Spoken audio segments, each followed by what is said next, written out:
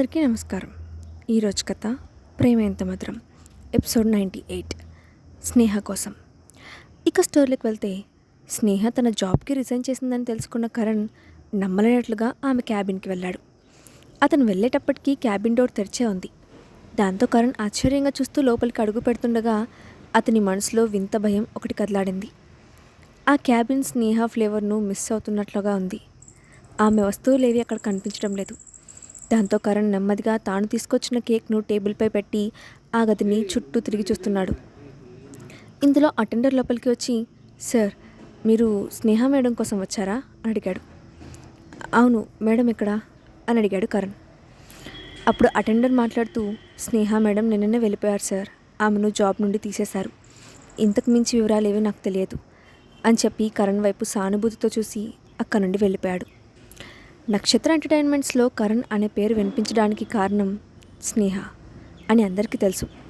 ఆమె సపోర్ట్ లేకుండా కరణ్ ఈరోజు అంత పాపులర్ అయ్యేవాడు కాదు. అందుకే ఆమె వెళ్ళడం కరణ్కి పెద్ద మైనస్ అని అందరూ అనుకున్నారు. అటెండర్ మాటలు విన్న కరణ్ అక్కడ నుండి డైరెక్ట్గా జనరల్ మేనేజర్ క్యాబిన్కి వెళ్ళాడు. అదే టైంలో జనరల్ మేనేజర్తో మాట్లాడుతూ ఉన్నాడు కమల్. కానీ కరణ్ వెంటనే డోర్ తట్టి లోపలికి అడుగుపెట్టాడు. హఠాత్తుగా లోపలికి వచ్చిన కరణ్ను చూసి జనరల్ మేనేజర్ కొంచెం ఆశ్చర్యపోయాడు. అయినా వెంటనే తేరుకొని చిన్నగా నవ్వుతూ, హలో మిస్టర్ కరణ్, ఈరోజు మీకు షూట్ లేదా అని అడిగాడు. ఇండియన్ 2 సినిమా షూటింగ్ తర్వాత కరణ్ పాపులారిటీ పెరుగుతూ ఉంది. అతని వల్ల నక్షత్ర ఎంటర్టైన్మెంట్ స్కూల్ కూడా మంచి పేరు వస్తుండటంతో జనరల్ మేనేజర్ అతనికి స్పెషల్ అటెన్షన్ ఇస్తున్నాడు. అప్పుడు కరణ్ అక్కడ ఉన్న కమల్ని ఒకసారి పట్టించుకున్నట్లుగా చూసి డైరెక్ట్గా పాయింట్కి వస్తూ, మేనేజర్, స్నేహ మేడం రిజైన్ చేసినట్లు విన్నాను, అసలు ఏం జరుగుతుందో నాకు అర్థం కావడం లేదు, అందుకే తెలుసుకుందామని వచ్చాను అని అన్నాడు. అతను స్నేహ గురించి అడగడంతో కొంచెం విచిత్రంగా చూశాడు జనరల్ మేనేజర్. ఆ తర్వాత సీరియస్గా మాట్లాడుతూ, స్నేహ మేడం నిజంగానే తన జాబ్ వదిలేశారు మిస్టర్ కరణ్, కానీ దానికి మీకు ఎలాంటి సంబంధం లేదు, మీరు షూట్ గురించి చూసుకుంటే చాలు, మిగతా విషయాల గురించి ఆలోచించొద్దు అని అన్నాడు. స్నేహ రిజైన్ చేసిందని జనరల్ మేనేజర్ కన్ఫర్మ్ చేయడంతో కరణ్ అతన్ని విచిత్రంగా చూస్తూ, మేనేజర్, అసలు ఇలా ఎలా చెప్తున్నారు, స్నేహ మేడం ఎఫిషియన్సీ ఏంటో మీకు కూడా తెలుసు, ఆమె లేకపోతే నేను ఈరోజు ఈ స్థానంలో ఉండేవాడిని కాదు, అసలు ఏ కారణం లేకుండా ఆమె ఎందుకు వెళ్ళిపోయింది అని అడిగాడు. కనీసం వెళ్ళేటప్పుడు తనకు ఒక్క మాట కూడా చెప్పలేదనే బాధ కరణ్ ముఖంలో కనిపించింది. అప్పుడు జనరల్ మేనేజర్ మాట్లాడుతూ, ఈ విషయంలో మీరు కానీ నేను కానీ చేసేది ఏమీ లేదు మిస్టర్ కరణ్, మీరు యాక్టర్గా మీ పని మీరు చూసుకోవడం మంచిది అని చెప్పి పక్కనే ఉన్న కమల్ వైపు చూసి, మిస్టర్ కమల్, మీరు చెప్పిన విషయం గురించి నేను చెక్ చేస్తాను, మేము ఆర్టిస్ట్ ఒపీనియన్ కూడా అడగాలి కాబట్టి మీరు ఇక్కడ నుంచి వెళ్ళొచ్చు అని చెప్పాడు. దాంతో కమల్ తలూపి బయటకు వెళ్తూ కరణ్ వైపు చూసి చిన్నగా నవ్వాడు. కానీ కరణ్ అతని గురించి పట్టించుకోకుండా జనరల్ మేనేజర్తో మాట్లాడుతూ, సారీ మేనేజర్, నేను స్నేహ మేడం వెళ్ళిపోయిందన్న కంగారులో మిమ్మల్ని క్వశ్చన్ చేశాను, నిజానికి ఆమె లేకుండా నేను ఈరోజు ఈ స్థితిలో ఉండేవాడిని కాదు, అసలు మేడంకి ఏమైందో, రీజన్ లేకుండా ఆమె ఇక్కడి నుంచి ఎందుకు వెళ్ళిందో నాకు అర్థం కావడం లేదు అని అన్నాడు. మేనేజర్ కూడా అతని పరిస్థితిని అర్థం చేసుకుంటూ, నేను అర్థం చేసుకోగలను మిస్టర్ కరణ్, నిజానికి స్నేహ గారు చాలా టాలెంటెడ్ అని నాకు కూడా తెలుసు, కానీ జరిగిన దాని గురించి మనం ఏం చేయలేం, ప్రస్తుతం మీరు చేయాల్సింది ఏంటంటే ఆమె మీకోసం చేసిన కష్టాన్ని విలువ ఇచ్చి మంచి పేరు తెచ్చుకోవాలి అని చెప్పాడు. అప్పుడు కరణ్ తలూపి, ఓకే మేనేజర్ అని అన్నాడు. అప్పుడు మేనేజర్ అతనితో, కరణ్, ఇప్పుడు కమల్ వచ్చింది మిమ్మల్ని మళ్ళీ తన ఆర్టిస్ట్గా జాయిన్ చేయమని అడగడానికి, ఈ విషయాన్ని నేను మీ నుండి దాచాలని అనుకోవడం లేదు, అతను నీ మేనేజర్గా ఉండాలనుకుంటున్నాడు, ఇప్పుడు నీ మేనేజర్ వెళ్ళిపోయాడు కాబట్టి మీకు కూడా ఏజెంట్ అవసరం ఉంది, దీనిపై మీ అభిప్రాయం ఏంటి అని అడిగాడు. ఆ మాట వినగానే కరణ్ ముఖం కోపంగా మారిపోయింది. జనరల్ మేనేజర్ కూడా ఈ విషయాన్ని అర్థం చేసుకున్నాడు. అందుకే అతను మళ్ళీ మాట్లాడుతూ, మీరు కమల్ దగ్గర చాలా సంవత్సరాలు వర్క్ చేశారని తెలుసు, అప్పుడు మీరు ఇంతలా ఫేమస్ అవ్వలేదు, కానీ అతను ఈసారి మీకు ట్రైనింగ్ ఇవ్వడంపై కాన్సన్ట్రేషన్ చేస్తానని అంటున్నాడు, అందుకే నేను మీ ఒపీనియన్ని అడుగుతున్నాను అని అన్నాడు. అప్పుడు కరణ్ మేనేజర్ని సూటిగా చూసి, చూడండి మేనేజర్, ఏం జరిగినా సరే నేను మళ్ళీ ఆ కమల్ దగ్గరికి తిరిగి వెళ్ళను, మీరు ఒకవేళ నన్ను వెళ్ళమని ఫోర్స్ చేస్తే నేను ఎంటర్టైన్మెంట్స్ ఇండస్ట్రీని వదిలేస్తాను అంటూ రిజెక్ట్ చేశాడు. దాంతో manager, it's okay mister Karan, నేను మీ డిసిషన్ని రెస్పెక్ట్ చేస్తాను, మీరు ఇక దేని గురించి ఆలోచించకుండా మీ మూవీపై ఫోకస్ చేయండి అని చెప్పాడు. ఆ మాటకు కరణ్ తలూపి అక్కడ నుండి బయటకు వచ్చేశాడు.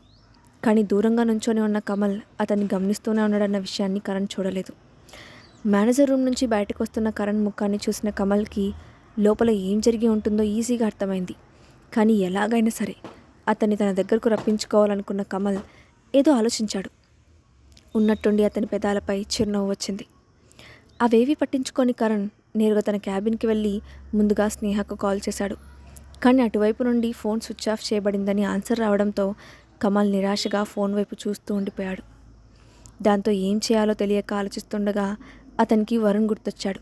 వెంటనే వరుణ్కి కాల్ చేసి ఈ విషయం చెప్పాడు కరణ్. స్నేహ జాబ్ వదిలేసిందన్న విషయాన్ని తెలుసుకొని వరుణ్ కూడా ఆశ్చర్యపోయాడు. కానీ ఆ టైంలో కరణ్ చాలా నిరాశతో ఉన్నాడని అర్థం చేసుకొని అతన్ని ఓదారుస్తూ, బాధపడకండి కరణ్, స్నేహ కొన్ని రోజుల పాటు వీటన్నిటికీ దూరంగా ఉండాలని అనుకుని ఉండొచ్చు. మళ్ళీ తిరిగి రావచ్చు. ఆమె వచ్చేటప్పటికి మీరు సినిమాని పూర్తి చేసి మంచి పొజిషన్లో ఉండాలి. అప్పుడు ఆమె తప్పకుండా సంతోషిస్తుంది, సరేనా అని చెప్పాడు. ఆ మాటలకు కరణ్ అంగీకరించాడు. ఆ తర్వాత అతనితో కాసేపు మాట్లాడి ఫోన్ పెట్టేసిన వరుణ్ ఆలోచనలో పడ్డాడు. స్నేహ అంత ఈజీగా వెళ్ళిపోదని, ఖచ్చితంగా ఏదో జరిగిందని అతనికి అనిపించింది. మరోవైపు అక్షయ్ తన మనుషులతో స్నేహ కోసం వెతికిస్తూనే ఉన్నాడు. కానీ ఎంత సమయం గడిచినా స్నేహ జాడలేదు. ఈ విషయాన్ని రిపోర్ట్ చేయడానికి అక్షయ్ ముందు నుంచొని ఉన్నాడు త్రిపాఠి. అతను భయంగా అక్షయ్ వైపు చూసి, మన వాళ్ళు వెతుకుతూనే ఉన్నారు. వాళ్ళతో పాటు కరణ్, వరుణ్ కూడా తమకు చేతనైనంత వరకు వెతకడానికి ప్రయత్నిస్తున్నారు. అయినా మేడం ఎక్కడున్నారో తెలియడం లేదు. ఆమె ఫోన్ స్విచ్ ఆఫ్లో ఉంది. ఎవరితో ఎలాంటి కాంటాక్ట్ లేదు. కానీ సీసీటీవీ ఫుటేజ్ చూసిన తర్వాత మేడం రాత్రి 1 గంట టైంలో యువన్ను తీసుకొని ఇక్కడి నుంచి వెళ్ళినట్లు తెలిసింది అని చెప్పాడు. అంతా విన్న అక్షయ్ చాలాసేపు మౌనంగా ఉండిపోయాడు. తర్వాత నిదానంగా, వాళ్ళకి ఏం జరగడానికి వీల్లేదు. నువ్వేం చేస్తావో తెలియదు.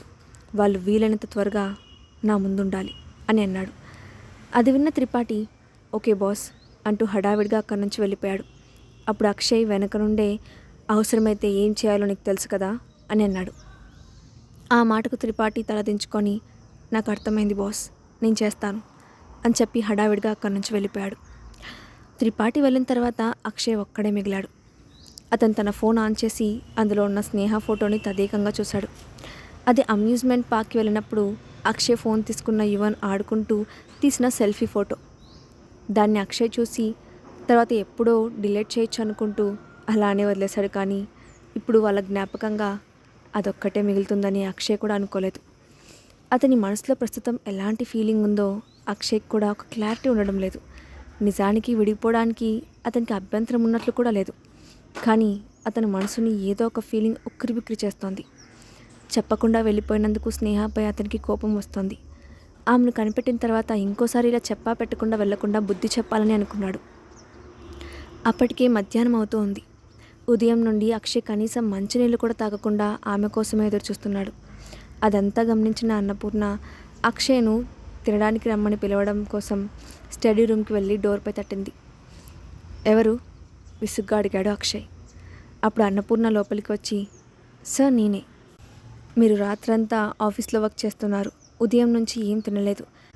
ఇలానే ఉంటే మీ ఆరోగ్యం పాడైపోతుంది. ఈ పూటైనా భోజనం చేయండి అని పిలిచింది. లేదన్నపూర్ణమ్మ గారు, నాకు ఆకలిగా లేదు, మీరు వెళ్ళండి, నేను కొంచెం బిజీగా ఉన్నాను అంటూ ముఖం తిప్పుకున్నాడు అక్షయ్. అతను స్నేహపై కోపంగా ఉన్నాడని అర్థం చేసుకుంది అన్నపూర్ణ. చిన్నప్పటి నుంచి అక్షయ్ను పెంచడం వలన అతని స్వభావం ఏంటో ఆమెకు బాగా తెలుసు. అందుకే ఇక అతను ఎన్నిసార్లు పిలిచినా రాడని అర్థం చేసుకొని నిస్సహాయంగా నిట్టూరుస్తూ కిందకు వెళ్ళింది. కానీ ఎక్కువసేపు అక్షయ్ను అలానే వదిలేస్తే అతని హెల్త్ పాడవుతుందని అనుకున్న అన్నపూర్ణ వెంటనే రాజేశ్వరికి కాల్ చేసింది. ఎప్పుడో అవసరమైతేనే కానీ అన్నపూర్ణ దగ్గర నుంచి కాల్ రాదని రాజేశ్వరికి కూడా తెలుసు. అందుకే ఆ రోజు ఫోన్ స్క్రీన్పై అన్నపూర్ణ ఫోన్ నెంబర్ చూడగానే వెంటనే కాల్ లిఫ్ట్ చేసిన రాజేశ్వరి కంగారుగా, అన్నపూర్ణమ్మ గారు, మీరు కాల్ చేశారేంటి? అక్షయ్ బాగానే ఉన్నాడు కదా అని ఆత్రంగా అడిగింది. అప్పుడు అన్నపూర్ణ ఒక క్షణం మౌనంగా ఉండి తర్వాత మాట్లాడుతూ, మేడం, మీకు టైం ఉంటే ఒకసారి ఇక్కడికి వస్తారా? అక్షయ్ బాబు పరిస్థితి కొంచెం బాగోలేదు. మీరు వస్తే మీకే అన్ని విషయాలు తెలుస్తాయి అని చెప్పింది. అన్నపూర్ణ గొంతులో సీరియస్నెస్ విని రాజేశ్వరి కళ్ళు అనుమానంగా ముడుచుకున్నాయి. దాంతో ఆమె వెంటనే, నేను కాసేపట్లో అక్కడ ఉంటాను అంటూ హడావిడిగా ఫోన్ కట్ చేసింది. అదే టైంలో ఊరికి చివరిలో ఉన్న కాటేజ్ ముందు కార్ పార్క్ చేసింది స్నేహ. ట్రాఫిక్ సర్వేలెన్స్ కెమెరాలలో కనపడతానన్న ఉద్దేశంతో ఆమె ఊరు బయటకు రావడానికి అనేక అడ్డదారులను ఉపయోగించుకుంటూ కారు నడిపింది. ఇప్పుడున్న ప్రదేశం అక్షయ్ కనిపెట్టడానికి కొంచెం టైం పడుతుందని, ఆలోగా కాసేపు రెస్ట్ తీసుకోవచ్చని అనుకుంది స్నేహ. కారులో నుంచి యువను తీసుకొని కిందకు దిగి క్యాటేజ్లోకి వెళ్ళబోతుండగా దూరం నుంచి ఎవరో తన వైపే వస్తున్నట్లు అనిపించడంతో స్నేహ అటువైపు అనుమానంగా చూసింది. అతను నిజంగానే నవ్వుతూ తన వైపే వస్తున్నాడు. కాసేపట్లోనే అతను అభయ్ అని గుర్తుపట్టిన స్నేహ ఆశ్చర్యపోయింది.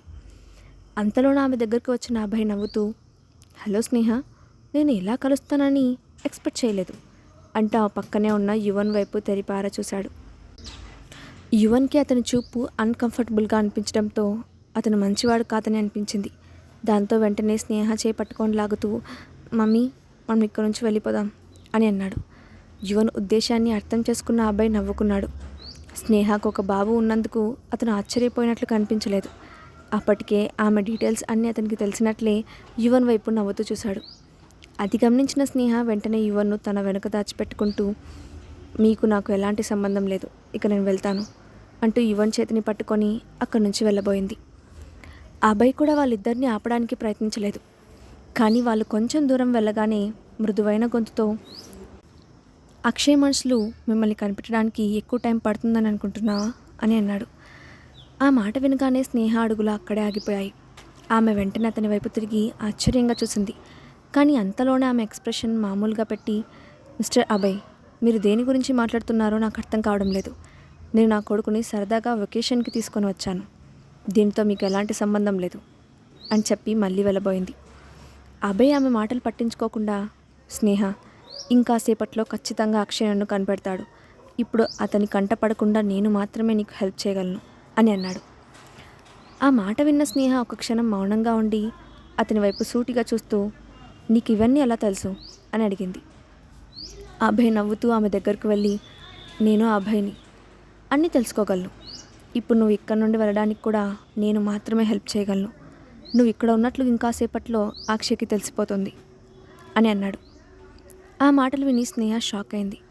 కానీ వెంటనే అతని వైపు అనుమానంగా చూసి, నీ గురించి తెలిసి కూడా నేను నిన్ను నమ్ముతానని ఎలా అనుకున్నావు అని అంది. ఆ ప్రశ్నకు అభయ్ కోప్పడలేదు.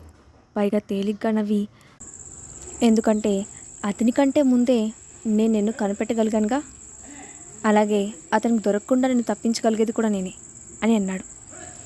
అప్పుడు స్నేహ చిరాగ్గా చూస్తూ, అంటే నువ్వు నన్ను ఫాలో అవుతున్నావా అని అడిగింది. ఆ మాటకు అబ్బాయి ఏం సమాధానం చెప్పకుండా మౌనంగా ఆమె వైపు చూశాడు. దాంతో స్నేహ మళ్ళీ మాట్లాడుతూ, అదే నిజమైతే నువ్వు నాకు చేసేది హెల్ప్ కాదు అని అంది. అప్పుడు అబ్బాయి నవ్వుతూ, నిజమే, ఇది ఒక రకంగా హెల్ప్ కాదు, కానీ నువ్వంత తేలిగ్గా అక్షయ్కి దొరకకూడదని నేను కూడా అనుకుంటున్నాను. కాబట్టి ఇప్పుడు మన ఇద్దరి మనసుల్లో ఉన్న లక్ష్యం ఒక్కటే, నువ్వు అక్షయ్కి దొరకకూడదు. అందుకే నేను నా కోసం ఈ పని చేయాలనుకుంటున్నాను అని అన్నాడు. అభయ్ మాటలు విని స్నేహ అతని హెల్ప్ తీసుకుంటుందా? అదే జరిగితే స్నేహ విషయంలో అక్షయ్ ఎలాంటి నిర్ణయం తీసుకుంటాడు? నెక్స్ట్ పార్ట్లో చూద్దాం. ఈ స్టోరీ అప్డేట్ ఎలా ఉందో కింద కామెంట్ బాక్స్లో మీ ఒపీనియన్ని షేర్ చేయండి. అలాగే ఇలాంటి మరిన్ని స్టోరీస్ కోసం మా ఛానల్ సబ్స్క్రైబ్ చేసుకోండి. Thanks for watching.